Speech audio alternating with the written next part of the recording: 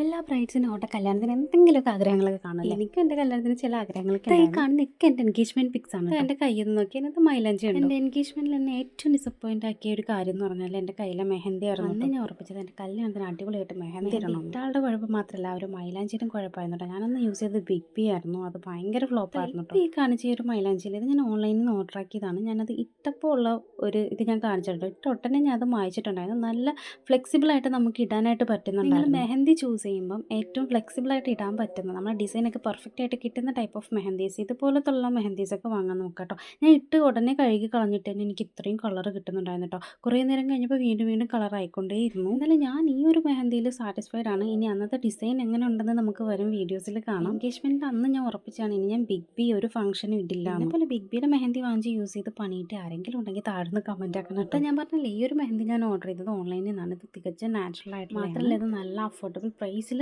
ഞാൻ വാങ്ങിയിട്ടുണ്ടായിരുന്നു. ഞാനും എൻ്റെ ഒരു ഫ്രണ്ടും കൂടി ചേർന്നാണ് വാങ്ങിയത്. അപ്പോൾ സോ അവളുടെയും മാരേജ് ആണ്. സോ ഞങ്ങൾ ഷെയർ ഇട്ട് വാങ്ങിയതാണ്. അതുകൊണ്ട് തന്നെ നല്ല റിയലി അഫോർഡബിൾ ആണ്. ഒരാൾ തന്നെ വാങ്ങുകയാണെങ്കിൽ നല്ല അഫോർഡബിൾ ആണ്. ഇതിൻ്റെ ഡീറ്റെയിൽസും കാര്യങ്ങളും വേണമെങ്കിൽ താഴെ പറഞ്ഞാൽ ഞാൻ എല്ലാം ഷെയർ ആക്കാം കേട്ടോ.